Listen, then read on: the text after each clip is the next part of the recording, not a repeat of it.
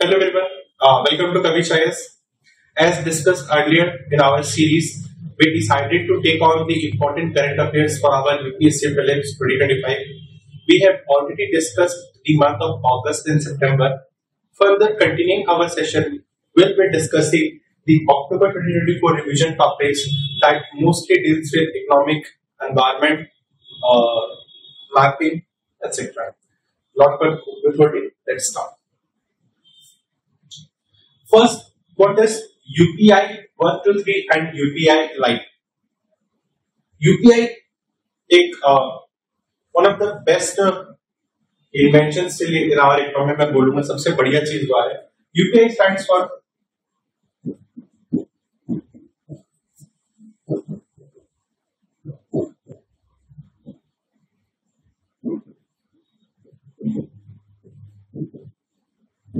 इसका मतलब क्या है NPCI. The RBI decided to increase the wider adoption of UPI, announced an increase in transaction limits. अभी transaction limits को लेके बहुत बातें चल रही है, करंट पे भी बहुत बातें चल रही है और पहले को भी था कि हम विथड्रॉल्स करेंगे तो कुछ चार्जेस लगेगा. 5 withdrawals are free, this much of limit, ATM से हम 10,000 rupees withdraw कर सकते हैं. So these are various things that is discussed. The UPI Lite wallet limit has been increased from 2,000 to 5,000. हमेशा याद रखिएगा ये इंपॉर्टेंट चीज है. UPI पे लाइट वॉलेट का लिमिट को कितना बढ़ा दिया गया? 2,000 से 5,000 कर दिया गया है. And the per transaction limit has been enhanced from ₹500 to 1,000. बहुत ही ज्यादा इंपॉर्टेंट क्रक्स वाली बात है यहाँ पे. The UPI Lite वॉलेट का लिमिट को याद रखिएगा, ट्रांजेक्शन नहीं है, लिमिट को क्या कर दिया गया है? 2,000 से 5,000 कर दिया गया है और पर ट्रांजेक्शन का लिमिट को 500 से 1,000 कर दिया गया है. ध्यान रखिएगा किसका? UPI Lite वॉलेट का. Similarly, the limit for UPI 123 pay, it has been raised from ₹5,000 to 10,000 to support high value transaction. इसका भी क्या लिमिट को क्या कर दिया गया है? बढ़ा दिया गया है. 5,000 से 10,000 कर दिया गया है. Now, how does UPI 123 works?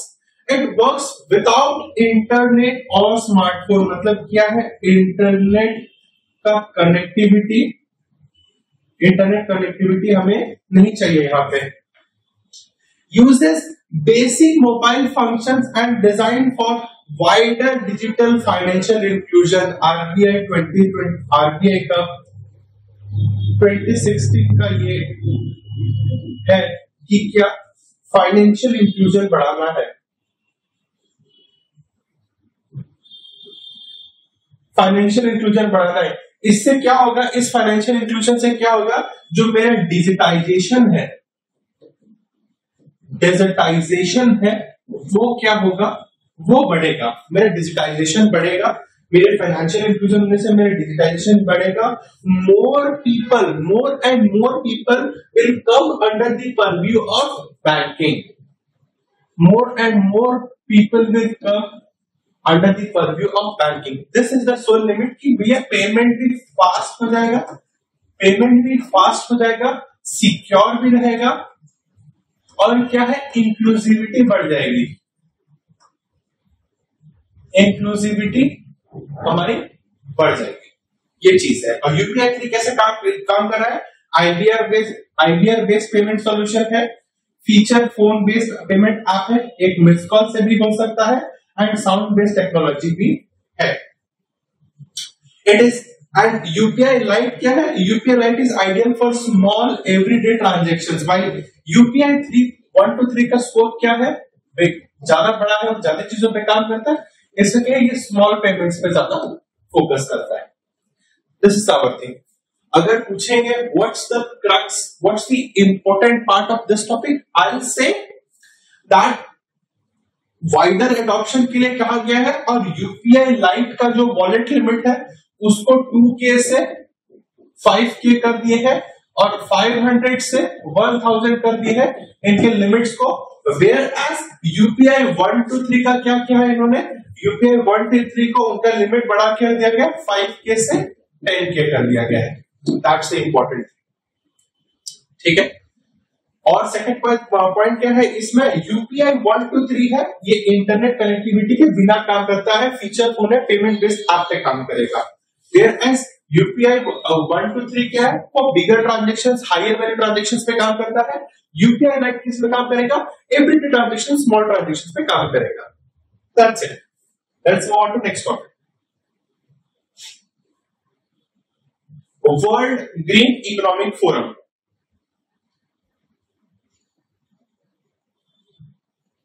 Yes. What's World Green Economic Forum? As you can see from the picture, more focusing on किस पे फोकस होगा, focusing on more green, sustainable, sustainability पे पास आएगी हमारी। It brings global leaders, it brings किसको ला रहा है, global leaders to address the pressing environmental issues under the theme of empowering global action, unlocking opportunities and advancing progress, which was held in where? It was held in Dubai. Dubai, याद रखिएगा ये कहां पे हुआ था, Dubai पे हुआ था। क्या आए थे, वर्ल्ड के ग्लोबल लीडर्स आए थे क्या करने के लिए, एनवायरमेंटल चैलेंजेस को डिस्कस करने के लिए। एनवायरमेंटल चैलेंजेस को डिस्कस करने के लिए दुबई पे आते हैं, कौन आया था, global leaders. Now further it focuses on very important topic, decarbonization, carbon usage का कम करने पे फोकस कर रहे हैं। In heavy industries use of AI for sustainability, as I told, sustainability and future of sustainable aviation fuel, public-private partnerships to drive climate solutions and aligning with Paris Agreement, 2015 Paris Agreement। किस पे focus कर रहा है, किस पे focus कर रहा है वर्ल्ड ग्रीन इकोनॉमिक फोरम, किस पे फोकस कर रहा है, focusing on more sustainable future, I will से मोर सस्टेनेबल फ्यूचर पे फोकस कर रहा है। एनवायरमेंटल चैलेंजेस को डिस्कस करने के लिए दुबई में focusing on what, focusing on decarbonisation. Decarbonisation में किस में हो रहा है, हैवी इंडस्ट्रीज में हमारा डीकार्बोनाइजेशन बहुत ही ज्यादा का यूसेज हो रहा है, जिसमें से फिर क्या है, एविएशन फ्यूल्स है, पब्लिक प्राइवेट पार्टनरशिप्स को करेंगे, क्लाइमेट चेंजेस को डिस्कस करने के लिए, aligning with Paris agreement. What is Paris agreement, बहुत जरूरी चीज है, it's a legally binding, make sure you need to understand it's a legally binding. Legally binding मतलब क्या है, घसीटा जा सकता है चीजों को। International treaty on climate change, this is to transformation towards a net zero future, net zero future पे आ रहा है। India is also planning for net zero by 2070।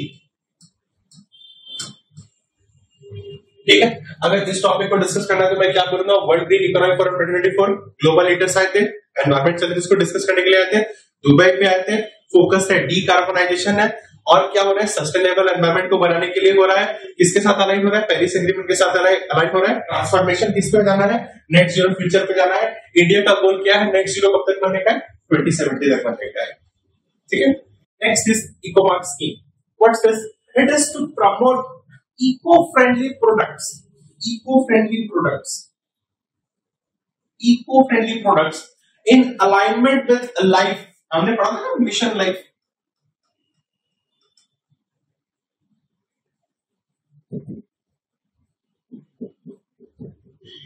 Mission life पढ़ा था ना, उसके 7 ऑब्जेक्टिव्स, वही वाला।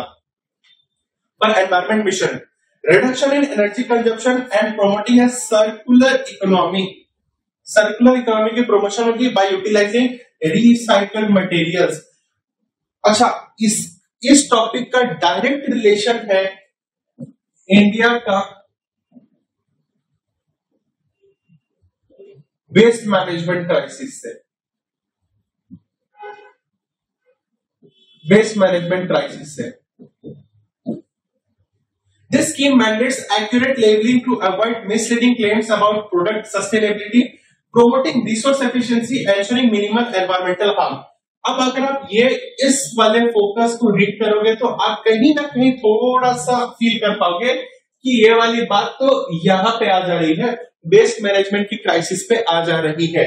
नाउ फर्दर एक स्टेप और आगे मैं बता रहा हूं, ये दोनों का ब्रिज को गैप करने के लिए किसको बुलाया गया है? ईपीआर बुलाया गया है, एक्सटेंडेड प्रोड्यूसर रिस्पॉन्सिबिलिटी, जिससे कि क्या होगा, प्रोड्यूसर्स के ऊपर में ये चीज को दिया जाएगा कि आप जो प्रोडक्ट बना रहे हैं, आपका प्रोडक्ट सस्टेनेबल हो, आपका प्रोडक्ट एनवायरमेंट को हार्म ना करे।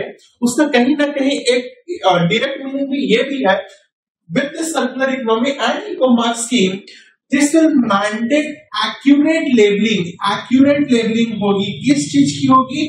प्रोडक्ट की होगी, to avoid misleading claims about product की सस्टेनेबिलिटी को। याद है, मैं अभी जस्ट थोड़ी देर पहले बोला कि हम हमेशा ग्रीन, जब भी ग्रीन की बात आ जाएगी, वी विल बी क्या? सस्टेनेबल की भैया मेरा फ्यूचर का क्या सीन है, इसी चीज पे बात आ जा रहा है, घूमते के सस्टेनेबिलिटी पे बात आ जा रहा है। दिस विल आल्सो प्रोमोट क्या? Resource efficiency, ensuring minimal environmental harm. ये बातें आपको याद रखनी है, ठीक है। Next up is Eturnagaram wild life century.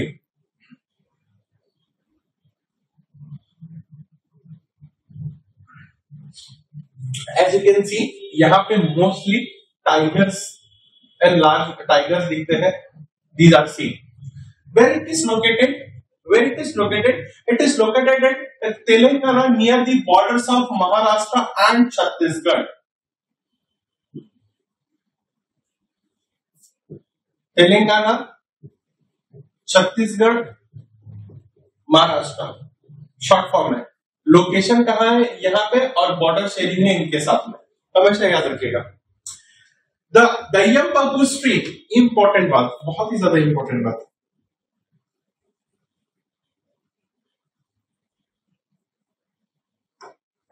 The Dayambaggu stream divides the sanctuary within the Godavari river also flowing through it. अभी तक दोनों बातें आई हैं, दो में से तीन बातें इंपॉर्टेंट है। एक तेलंगाना पे है, शेयरिंग किसके साथ है? महाराष्ट्र छत्तीसगढ़ के साथ है। छत्तीसगढ़ इस तरफ है, छत्तीसगढ़ इस तरफ है, तेलंगाना इस तरफ है, महाराष्ट्र इस तरफ है, ये बीच पे है, ठीक है। क्या दय्यमबग्गू स्ट्रीम निकलता है, और कौन सा रिवर फ्लो कर रहा है इस वाइल्ड लाइफ सेंचुरी पे? आपका गोदावरी रिवर फ्लो कर रहा है। Make sure you are remembering it. It also contains the famous Sammakka Saralamma temple within its boundaries. चौथा point, it is dominated by tropical deciduous forest. पांचवा important point, deciduous forest with species like teak and bamboo. A rare weather event possibly involving of two colliding cyclonic circulations caused widespread tree damages in this sanctuary. August मेरे ख्याल से August 31 तरफ 2024 अगस्त से सितंबर first week तक में ये actually हुआ था। यहाँ पे दो साइक्लोनिक सर्कुलेशंस थे and they both collided over here which uprooted and damaged many trees. तो एर्तुनागरम वाइल्ड लाइफ सेंचुरी की क्या इंपॉर्टेंट बातें हैं? सबसे पहला तेलंगाना पे है, बॉर्डरिंग महाराष्ट्र एंड छत्तीसगढ़। दूसरा, दय्यमबग्गू स्ट्रीम फ्लोज थ्रू इट। तीसरा, Godavari river also flows through it. चौथा, कंटेन्स समाक्का सरलम्मा टेम्पल है। पांचवा, dominated by tropical dry deciduous forest. हमेशा याद रखना, ड्राई डेसिडुअस है, ड्राई डेसिडुअस है, ठीक है। Next, The Red Panda program.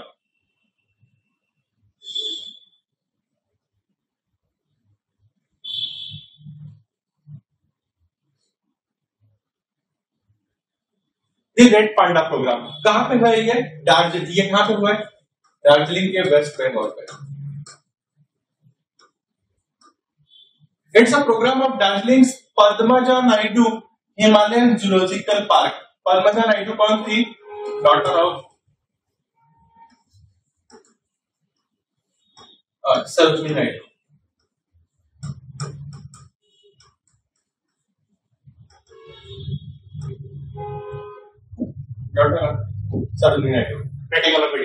Red panda lives in mountainous forest of Bhutan, China, India, Myanmar, and Nepal, with nearly 50% of its habitat in eastern Himalayas.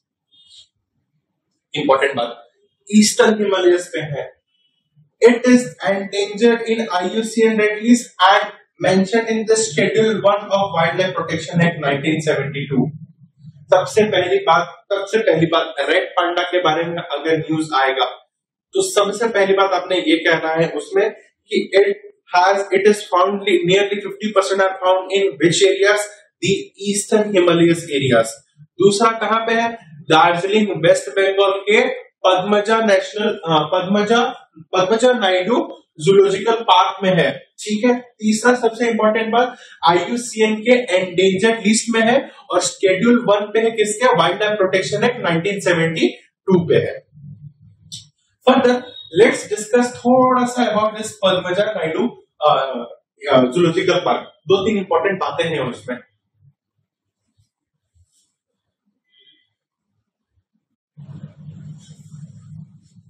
सबसे कहां पे है? एक तो आपका दार्जिलिंग पे, ये बात सही है. It plays a crucial role. It plays a very crucial role in India's red panda conservation. शायद यहीं पे ही है. अगर ईस्टर्न हिमालयस होगा तो सिर्फ यहीं पे है, तो मोस्टली यहीं पे ही होगा. It is a member of World Association of Zoos and Aquariums.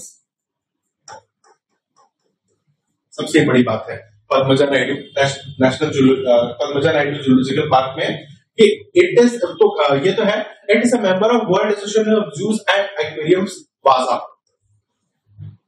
ये वाली बात तो मैंने बता दी. Name doctor doctor Sarojini Naidu, तो मैंने पहले ही बता दिया क्योंकि मुझे याद था. दार्जिलिंग पे है, रेड पांडा की कंजर्वेशन के लिए आता है. और सबसे इंपॉर्टेंट बात क्या है? It is a member of वाजा, world association of zoos and aquariums. Next up, we have the changes in Antarctic Peninsula. अच्छा, हमने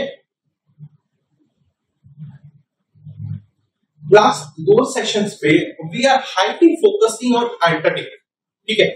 याद करिए मैंने आपको एक सेशन पे भी कहा था कि अंटार्कटिक जो अंटार्कटिका पे है इसमें क्या है? डीप विंटर हीट वेव्स है. मतलब क्या है कि अंटार्कटिक पे ना भैया गर्मी सिर्फ सही गर्मी बढ़ रहा है, हीट वेव्स बढ़ रहे हैं, गर्मी बढ़ रहा है. ठंड है पर जितना ठंड होना चाहिए उतना ठंड नहीं है, गर्मी हो रहा है.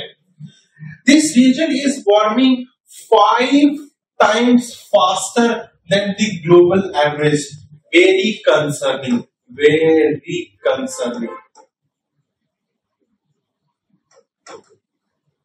सीधी बात कहा जाए, अगर मेरा अंटार्कटिक में जो ग्लेशियर है, जो आइस कैप्स है या आइस शीट है, अगर गर्मी होगा तो पिघलेगा.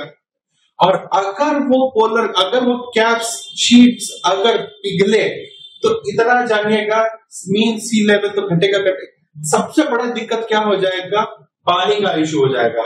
ओवर फ्लडिंग, सी लेवल क्या कर जाएगा? राइज कर जाएगा. सीधी बात है. The extreme heat waves conditions prevailing since 2024 triggers loss of ice caps. मैं जस्ट अभी ही बोल रहा था सेकंड पॉइंट लेके. ट्रिगरिंग क्या हो रहा है? आइस कैप का लॉस हो रहा है. The rate of greening, important बात, ये इस टॉपिक का ये एक इंपॉर्टेंट फैक्टर है. The rate of greening and plant cover due to warmer conditions. अब क्या है वहां पे? ग्रीनरी हो रहा है. अब इससे भी बहुत बड़ा दिक्कत है. It will have an adverse effect on ecosystem. कहां का? एंटार्कटिक का ही इकोसिस्टम पे एडवर्स इम्पैक्ट होगा, as it will destroy the natural flora and fauna is threatened. ये भाई साहब कहां जाएंगे? Where will they go? Penguins. More plant life would reduce the peninsula's albedo effect, reflectivity. मतलब क्या? Absorbing more solar energy and further increasing temperature, potentially accelerating global warming. मतलब क्या है? एल्बिडो इफेक्ट जो होता है ना, वो क्या हो जाएगा, वो कम हो जाएगा। मतलब क्या है, जो रिफ्लेक्टिविटी वो क्या हो जाएगी, बढ़ जाएगी। Absorbing more solar energy and further increasing temperatures, इससे क्या हो जाएगा, मेरा टेम्परेचर क्या कर जाएगा, मेरा टेम्परेचर इंक्रीज कर जाएगा, further triggering what, global warming. तो चेंजेस इन अंटार्कटिक में मैं क्या बोलूंगा, जो ग्रीन कवर बढ़ रहा है उससे क्या हो जाएगा, जो नेचुरल हैबिटेट है वो डिस्ट्रॉय हो रहा है, 5 टाइम्स फास्टर हो रहे हैं, आइस कैप्स पिघल रहा है, destroying what, the peninsula's albedo effect, reflectivity को क्या कर दे रहा है, रिफ्लेक्टिविटी को उसकी क्या कर दे रहा है, कम हो जा रहा है। दी अल्बिडो इफेक्ट इज, ठीक है। Next, the Roopkund lake. अब ये बड़ा ही मिस्टीरियस लेक है, people are more discussing it on the social media. क्या, as the image suggests in itself, they have found the skeletons. इसको क्या कहा जा रहा है, कहा जा रहा है लेक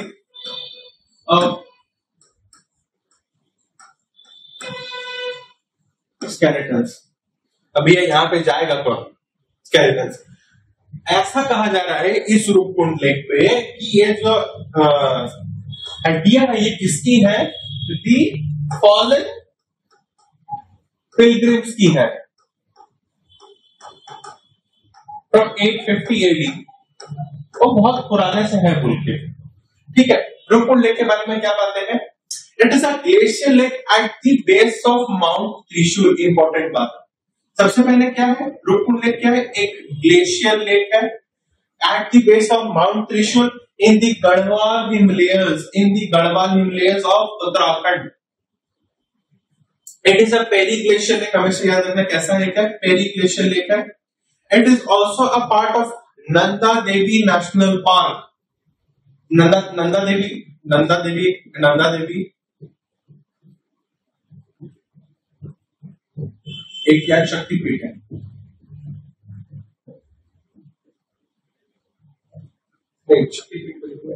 नंदा देवी, सॉरी, वो अलग है।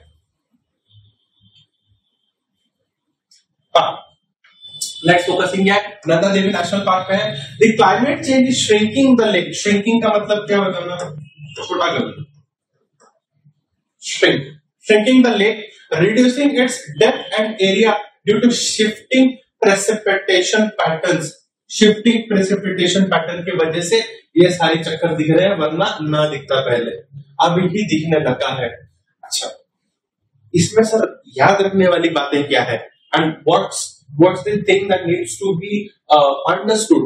The first thing that needs to be understood here is the Roopkund Lake is what? It is a periglacial lake.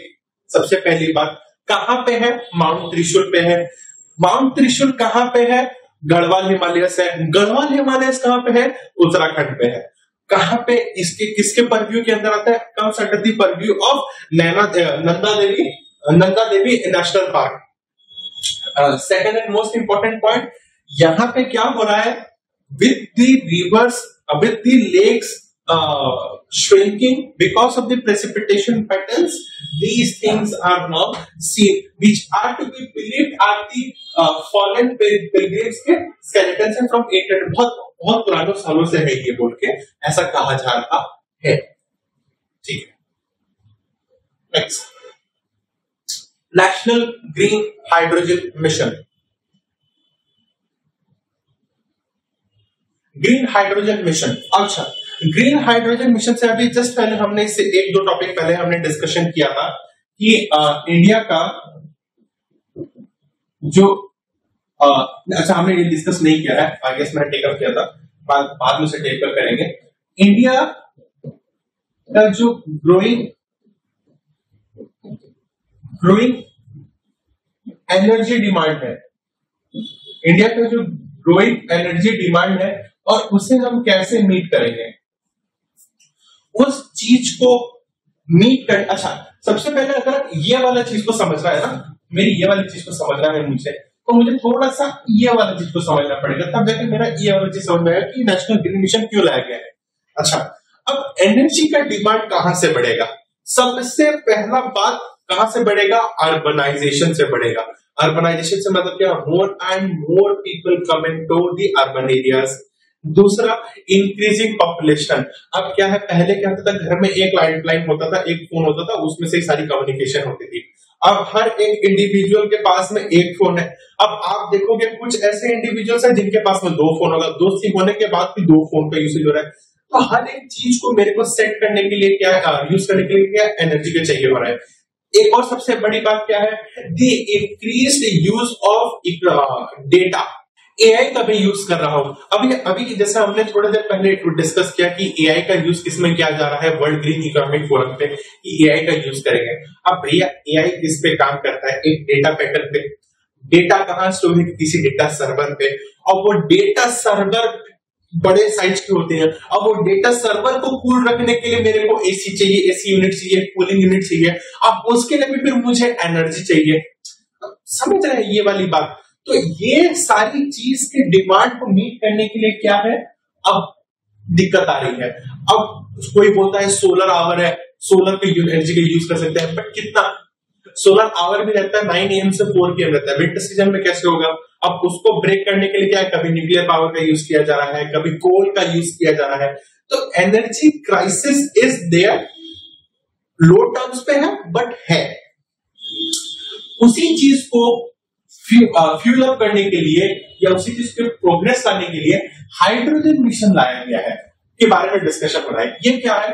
It is to establish India as a global hub for green hydrogen production in sectors like steel, mobility and shipping. अभी आपको लग रहा होगा कि sir ये कहां पे आ गए हो, आपके तो स्टील और मोबिलिटी और शिपिंग की बात कर रहे हैं। थोड़ी देर पहले मैंने भी क्या बोला कि इकोनॉमिक ग्रोथ, अब याद रखिएगा हमने अगस्त में पढ़ा था, GETP के बारे में पढ़ा था, जो गलाथिया बे पे है, कि हमको ग्रीन ट्रांजिशन टग प्रोग्राम के बारे में बात करें, जहां पे हम ग्रीन शिपमेंट करना चाह रहे हैं, गलाथिया बे इन अंडमान निकोबार। इस सेम थिंग मेरे को क्या करना है, ग्रीन हाइड्रोजन बनाना है। फॉर कौन सी एरियाज पे? स्टील की मैन्युफैक्चरिंग पे, मोबिलिटी पे और शिपिंग पे मुझे क्या चाहिए? ग्रीन हाइड्रोजन चाहिए। It will help in decarbonization across industries, especially steel, mobility and energy sectors। 2 phase पे हो रहा है। पहला फेज कौन सा? पहला फेज चल रहा है अभी, focusing on demand creation and deployment in existing hydrogen using sectors. Phase 2 पे क्या हो जाएगा? The expansion to new sectors within commercialization of green hydrogen. It is yet to be seen कि इसका कैसे करके यूसेज होगा after the expansion and after the demand creation और उसके एग्जिस्टिंग मॉडल्स पे करने के बाद पे ही कोई मालूम चलेगा कि क्या हो रहा है। और ग्रीन हाइड्रोजन मिशन को क्या कहा जा रहा है? GH2। ठीक है, ग्रोइंग एनर्जी डिमांड के साथ में इसको हमें कनेक्ट करके बढ़ना होगा, right? Next, what's cloud chamber? थोड़ा सा टेक्निकल टॉपिक है, कोशिश करूंगा आप शॉर्ट में क्रक्स में समझने की क्या चीज है। इस इमेज को ना देने पहले इसे पढ़े क्या है क्लाउड चेंबर। अब cloud chamber is a closed drum like structure where water vapor, aerosols and other particles are injected to study cloud formation under controlled humidity and temperature। Cloud chamber के बारे में क्या पढ़ा गया है? It is a closed drum like structure. Drum like structure है। कैसा structure है? ड्रम लाइक स्ट्रक्चर है where the particles are injected. क्या किया जा रहा है उसे? Injected to study formation under controlled humidity and temperature. 3 बातें आगे। It includes convection properties to simulate monsoon clouds। दूसरी बात, a prototype is developed by Indian Institute of tropical metrology IITM इन पुणे। तीनों की तीनों बात इंपॉर्टेंट है। फर्दर इसको मैं समझाने से पहले और थोड़ा आगे आ जा रहा हूं। It is an initiative under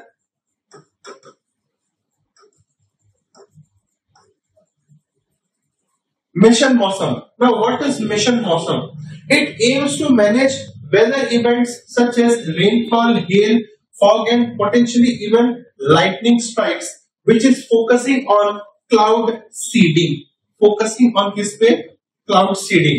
It is to strengthen cloud physics research to understand cloud formation. थोड़ा टाइम पहले IIT कानपुर ने आर्टिफिशियल क्लाउड्स बनवाया था।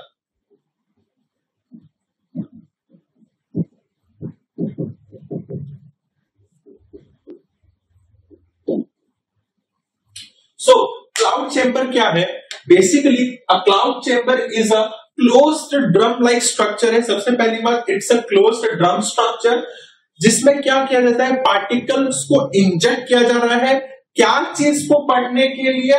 क्लाउड फॉर्मेशन को पढ़ने के लिए under a regulated temperature and humidity. It uses properties to stimulate monsoon clouds. And it is developed by IITM Pune, Indian Institute of Tropical Meteorology, IITM in Pune। चार बातें हैं important. सबसे पहला क्या? ड्रम लाइक स्ट्रक्चर है। तीसरा क्या? दूसरा क्या है? It is injected to study cloud formation. तीसरा क्या है? मॉनसून क्लाउड्स को स्टिमुलेट करने के लिए। चौथा बात क्या है? IITM पुणे ने इसको डेवलप किया है। क्लाउड चैम्बर किसके अंदर में आ रहा है? मिशन मौसम के अंदर में आ रहा है। To study adverse, to manage weather events को मैनेज करने के लिए है। फोकसिंग ऑन क्लाउड सीडिंग है and strengthening cloud physics research है। ये सारी बातें याद रखना। नेक्स्ट, धरती आभा जनजातीय ग्राम उत्कर्ष अभियान।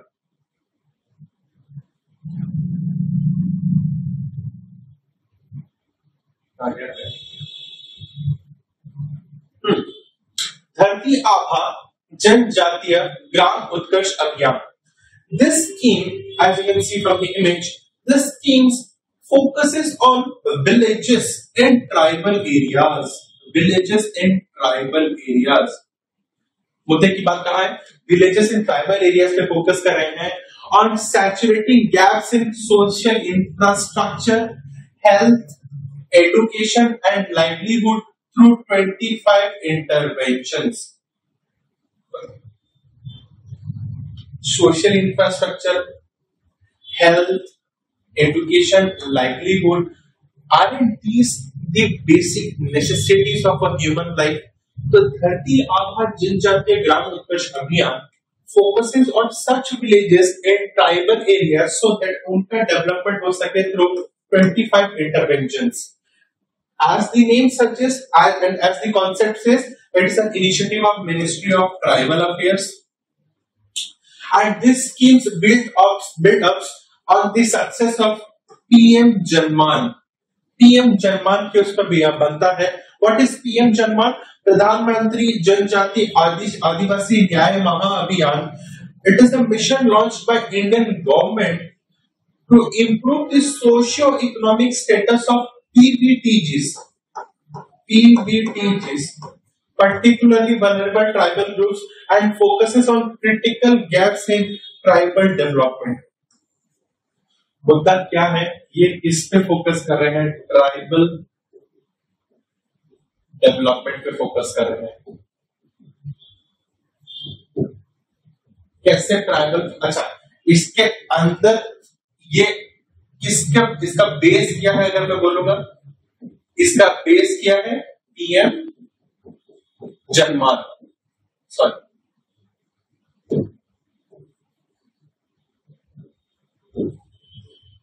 इसका बेस क्या है? PM जनमान इसका बेस है।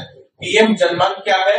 PM Janman looks after the development of the PVTGs जो सोशियो इकोनॉमिकली उनको डेवलप करेंगे। इसका इनिशिएटिव है। ये सब मिनिस्ट्री ऑफ ट्राइबल अफेयर्स का इनिशिएटिव है। कैसे हेल्प करेंगे? हेल्थ, एजुकेशन, लाइवलीहुड को करेंगे थ्रू कैसे? 25 इंटरवेंशन से है। And building critical gaps in tribal development. ठीक है, हम सफल पॉलिसी ये क्या है? आज the great Nitin Gadkari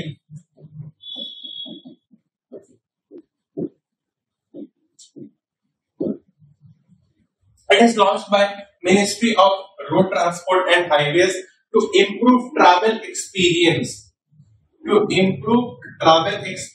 on national highways by developing amenities and supporting environmental sustainability through DG Yatra app, राजमार्ग यात्रा ऐप, जिससे क्या हो जाएगा? डिजिटाइजेशन हो जाएगा, access to services. Concern policy बहुत छोटा सा चीज है। It is launch by ministry of road transport and highways में है। ठीक है, ट्रैवल एक्सपीरियंस को बढ़ाएंगे, डिजिटाइजेशन होगा सर्विसेज का थ्रू राजमार्ग यात्रा ऐप। इसने क्या है?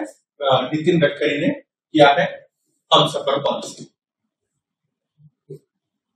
युवा संगम इनिशिएटिव,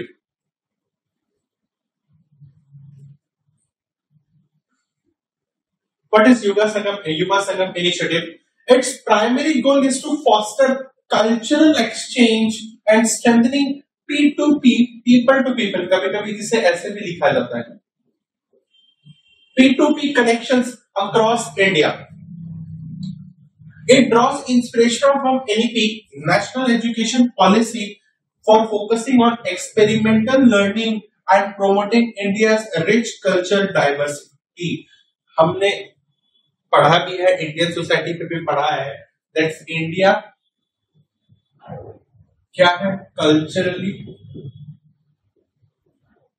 बहुत ही ज्यादा डाइवर्स कंट्री है। कास्ट है, रिलीजन है, डायलेक्ट्स है, रेस है, तो बहुत ज्यादा डाइवर्सिफिकेशन है किसका? इंडिया का सोशल डायस्पोरा का। But this programme focuses on the cultural exchange, minded the cultural exchange to what? People to people contact से करेंगे, drawing inspiration from NEP 2020 for promoting rich cultural diversity. It focuses on the 5P, very important चीज है। 5P है क्या है?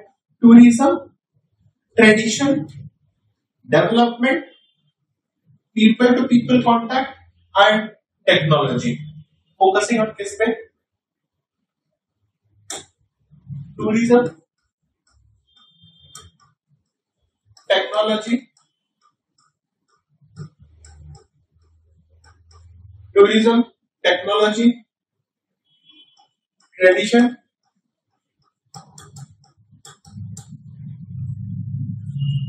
development and P2P। 3T है, 3T इसको ऐसे याद रख लो, 3T plus D plus P, 3T plus D plus P। तीन तो T है, टेक्नोलॉजी है, टूरिज्म है और ट्रेडिशन है, जिससे क्या होगा? डेवलपमेंट होगा। कैसे डेवलपमेंट होगा? P2P पीपल, P2P कॉन्टेक्ट से हमारा ये होगा। One can participate by registering on कैसे? The Yuva Sangam portal. युवा संगम पोर्टल पे पार्टिसिपेशन करके हो सकता है, कोई भी कर सकता है। 18 से 30 ईयर के स्टूडेंट कर सकते हैं, एल्डरली तो नहीं कर सकते, स्टूडेंट्स कर सकते हैं, यूथ कर सकता है। एक पोर्टल होगा, उस पोर्टल पे जाके कर सकते हैं। एनजीओ पे एनकरेज किया जा रहा है। ठीक है, Yuva Sangam initiative. E migrate portal version 2.0।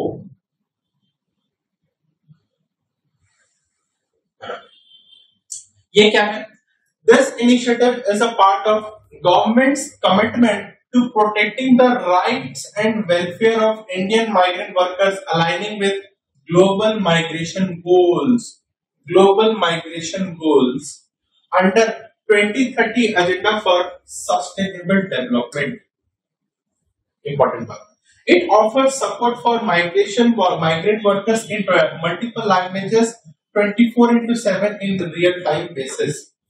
Integration with DigiLocker enabling paperless submission of documents. Expansion of social security for migrants through insurance policies. सबसे मुद्दे वाली बात। माइग्रेशन का जो चक्कर है ना वो बहुत ही ज्यादा इशू का बात हो जा रहा है। अच्छा, माइग्रेशन विद इन इंडिया भी है, माइग्रेशन क्या विद इन इंडिया भी हो रहे हैं। वर्कर्स कमिंग फ्रॉम, जैसे मान लो कई लोग ऐसे ओडिशा से हैं, जैसे कई लोग हैं ओडिशा से, कोई बॉम्बे से आके बैंगलोर पे जा रहा है, बैंगलोर से कोई दिल्ली जा रहा है, दिल्ली से कोई बॉम्बे आ रहा है, बॉम्बे से कोलकाता, कोलकाता से एनी अदर सिटीज आ रहे हैं जा रहे हैं, तो माइग्रेशन हो रहा है। अब बेटर वर्क प्लेस, बेटर पे के लिए लोग क्या करें, शिफ्ट कर रहे हैं। Similarly people are also shifting from India to Dubai, India to Australia, India to Canada, India to America, so India to Europe also. तो इन सब के लिए क्या है, एक इनिशिएटिव लाया है गवर्नमेंट ने कमिटमेंट के लिए कि क्या है, माइग्रेंट्स के जो राइट्स एंड वेलफेयर है, माइग्रेंट्स के जो राइट्स एंड वेलफेयर है उसका प्रॉपर प्रोटेक्शन हो सके। अब वो कैसे करके होगा, वो कैसे करके होगा, एक पोर्टल खोला गया है, इस पोर्टल में होगा, इस पोर्टल पे क्या होगा, पोर्टल कैसा होगा, डिजिटल होगा, पोर्टल है मतलब के दो सही बात है, डिजिटल होगा। इसमें क्या होगा, डिजिटलाइजेशन होगा। डिजिटल कैसे होगा, डिजी लॉकर का यूज करेगा, डिजी लॉकर का यूज होगा इसमें। डिजी लॉकर का यूज होने के बाद में सबसे इंपॉर्टेंट बात क्या है, एक्सपेंशन होगा किसका, सोशल सिक्योरिटी का होगा, सोशल सिक्योरिटी का होगा, जिससे क्या हो सके, बेटर इंश्योरेंस पॉलिसी मिल सके। इंश्योरेंस पॉलिसी पे ज्यादा फोकस हो रहा है, क्यों, कई बार अभी आप देखेगा न्यूज पे आया कि कोई भाई वहां पे क्या था, वो मर गया या ये हुआ, तो इसकी फैमिली जो यहाँ पे गांव पे रहती है उसको कैसे करके मिलेगा कुछ कंपेंसेशन, तो वो कैसे मिलेगा, इंश्योरेंस पॉलिसीज के थ्रू मिलेगा, जिससे कि क्या हो सकता है, पूरा प्रॉपर डिजी लॉकर होने से क्या मालूम चलेगा, ट्रैक रहेगा कि कौन सा बंदा कहाँ पे गया था, कितने दिन के लिए काम किया था, क्या कर रहा था बोल के, राइट। और सबसे इंपॉर्टेंट क्या है, मल्टीपल लैंग्वेजेस है, not a single language, multiple language. Next, drugs technical advisory board. Recently India में अभी आपने देखा होगा कि बहुत सारे मेडिकल ड्रग्स को बैन किया जा रहा है, उसके सेल को प्रेस्क्रिप्शन पे लगाया जा रहा है कि आप इसमें सेल नहीं कर सकते, वो नहीं कर सकते। तो ड्रग्स टेक्निकल एडवाइजरी बोर्ड ना कुछ ये लाए हैं, they have declared some recommendations and advisories. First, let's get a glimpse of क्या है here. It is the highest statutory body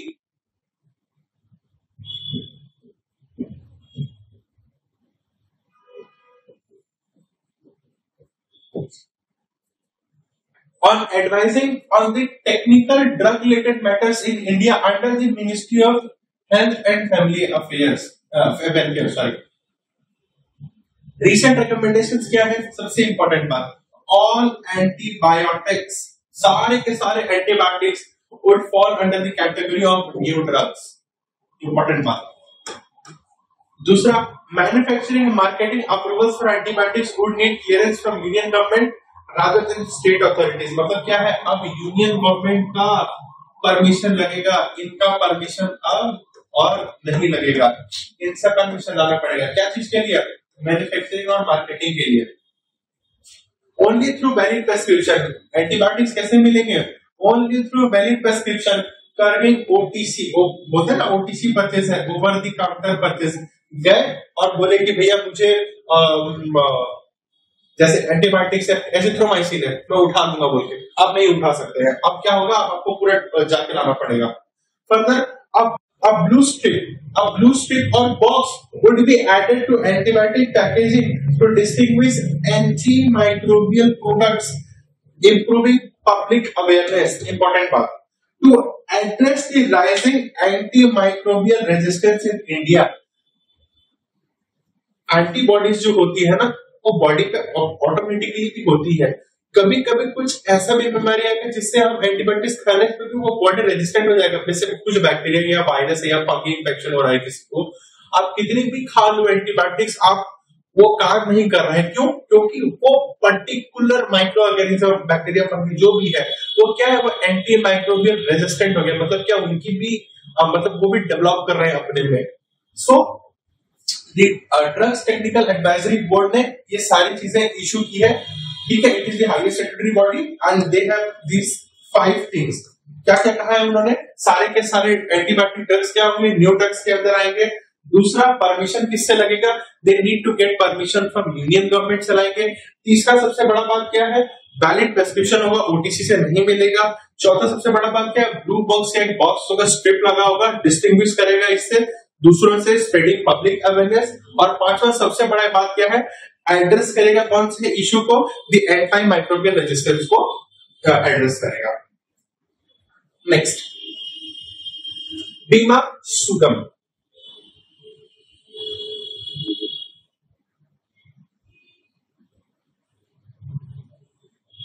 What is Bima Sugam? It is an ambitious digital insurance platform, digital, developed under the Bima Trinity initiative to streamline, democratize the insurance process, enhancing accessibility and transparency across India. मैंने एक research study journal में भी पढ़ा था कि many of people across India are not covered under any sort of insurance policy, be it life insurance। सबसे बड़ा चीज तो मेडिकल इंश्योरेंस पे लोग कवर नहीं है। इसके लिए क्या है, गवर्नमेंट को लाना पड़ा है। जैसे उड़ीसा पे जैसे आयुष भारत मिशन है, जैसे उड़ीसा पे क्या है कि Biju card in Orissa there is this card called Biju card. इसमें क्या, ये कार्ड कैसे है, कूपन जैसा, इसमें 5 लाख रुपीस लोडेड आता है। जो गरीब लोग हैं, एक पर्टिकुलर लाइन मतलब एक पर्टिकुलर थ्रेशोल्ड लिमिट होता है, उसके नीचे है तो उनको ये कार्ड मिलेगा, बीजू कार्ड, उसमें 5 लाख रुपीस रहता है और आप उसे यूज कर सकते हैं फॉर ट्रीटमेंट्स के लिए। तो क्या क्या उड़ीसा गवर्नमेंट ने कि भैया नीचे के जो लोग हैं जो इंश्योरेंस के पर्व्यू के अंदर नहीं आएगा, उनको भी वो लेके आए हुए हैं। सिमिलरली बीमा सुगम का भी कुछ प्रोजेक्ट का आइडियोलॉजी उसी पे है। It's a digital insurance platform developed under the Bima Trinity initiative to democratize the insurance process, enhancing accessibility and transparency across India. This shows India's push for modernized insurance solutions. Modernized insurance solutions पे क्या है इसका more and more focus है। It allows life and non-life insurance companies to sell products like an e-commerce website। जैसे पैसा बाजार है ना, वैसे टाइप के इसमें आप अपने साइट अपने प्रोडक्ट्स को सेल कर सकते हैं। तो बेसिकली तो क्या है, to get everyone under the purview of insurance. Next, Marburg virus disease. What is Marburg virus disease? It is a highly infectious mRNA virus, RNA virus belonging to the Filoviridae family, similar to Ebola।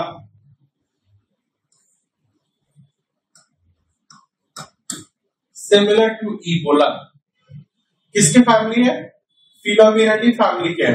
फाइलोविराडी, it's pronounced as filoviridae family. The African fruit bat acts as a natural host, harboring the virus without showing any symptoms. Humans contact the virus through direct भी होगा और prolonged exposure to bat inhabited caves और contact with infected animals. तीनों तरीके से हो सकता है, डायरेक्ट भी हो सकता है, एक्सपोजर से भी हो सकता है और कॉन्टैक्ट विद इन्फेक्टेड एनिमल्स, तीनों से हो सकता है। ह्यूमन टू ह्यूमन स्प्रेड कैसे होगा? ह्यूमन टू ह्यूमन स्प्रेड कैसे होगा? Direct contact with the blood, saliva, vomit, urine और अदर बॉडीली फ्लूइड्स। मतलब क्या है? Body fluids. डायरेक्ट में क्या है? बॉडी फ्लूइड्स से होगा। of infected individuals or indirect transmission through contaminated surface like clothing or medical equipments। ये कैसे होगा? इनडायरेक्ट बेस से होगा। तो मार्बर्ग डिजीज क्या है? फ्लोरिविडाई फैमिली का है, सिमिलर टू इबोला है, अफ्रीकन फ्रूट बैट के पास होता है, ह्यूमंस को भी हो सकता है, डायरेक्टली भी हो सकता है, इनडायरेक्टली भी हो सकता है। डायरेक्टली कैसे होगा? बॉडीली फ्लूइड से होगा। इनडायरेक्ट क्या होगा? यूसेज ऑफ मेडिकल इक्विपमेंट्स या सरफेस कहीं से भी हो सकता है। करेक्ट। काला आजार बहुत बीच पे ये चला था, क्या है बोल के, and India has eliminated, successfully eliminated it. The kala azar is caused by the protozoan parasite Leishmania जोरोमानी।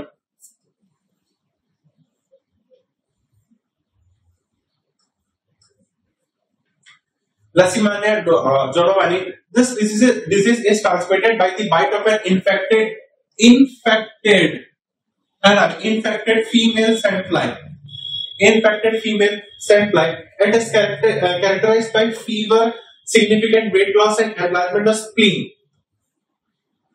and liver, and severe anemia. Diagnosis relies on serological tests such as the RK39 diagnosis kit. India has successfully eliminated the Kala Azar virus. It is vulnerable regions are Bihar, Jharkhand, West Bengal and parts of UP. पूरा का पूरा topic ही important है अपने आप में। सबसे पहली बात क्या है, कहां से आया है काला आजार, कौन करता है? Leishmania donovani is the parasite, parasitic है ना, याद रखिएगा। पैरासाइट है, प्रोटोजोन पैरासाइट है, पूरा ही मार्क कर देना। प्रोटोजोन पैरासाइट है। डिजीज इज ट्रांसमिटेड बाय, किससे होता है? इन्फेक्टेड फीमेल सैंड फ्लाई से होता है। किससे होगा? Enlargement of spleen, liver, anaemia, fever होगा, उससे होगा। डायग्नोसिस कैसे होता है? सेरोलॉजिकल टेस्ट होते हैं। सेरोलॉजिकल टेस्ट जिसको क्या कहा गया? RK39 डायग्नोस्टिक किट कहा गया है। इंडिया ने सक्सेसफुली एलिमिनेट कर चुके हैं इसको। और कहां पे पाया जाता है? In parts of Bihar, Jharkhand, West Bengal and parts of UP पे पाया जाता है। Let's move on to further. Five Eyes Intelligence Alliance. What's Five Eyes Intelligence Alliance?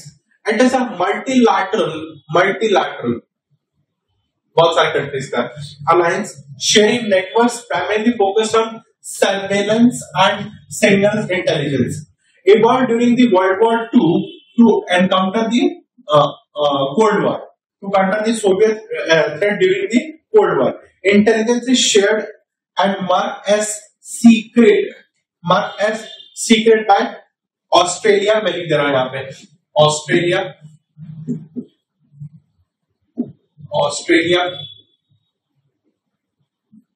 Canada,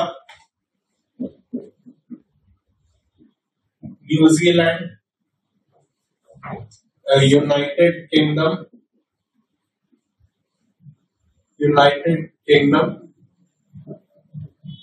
और यूएसए का तो सबको मालूम है, अमेरिका। ये 5 कंट्री है, 5 कंट्रीज है।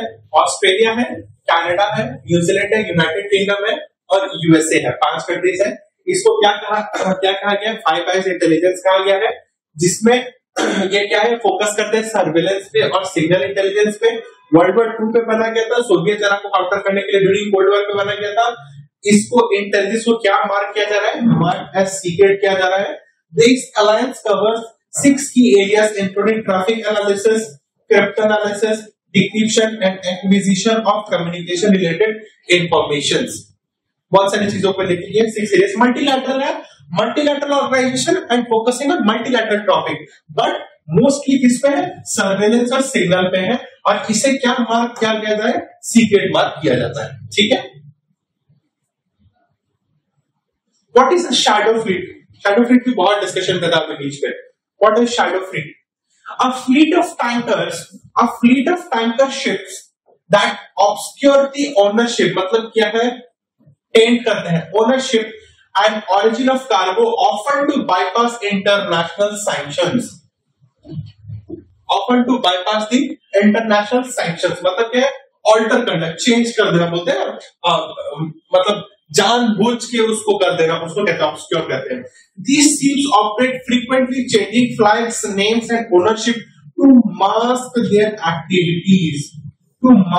activities and avoid sanctions. The use of complex ownership structures, shell companies marks sanctions difficult, allowing sanction countries like Russia to export goods. India has been implicated in hosting shadow fleets, particularly in relation to Russian oil shipment. बीच में याद करिएगा, India Russian oil बहुत bye कर रहा था।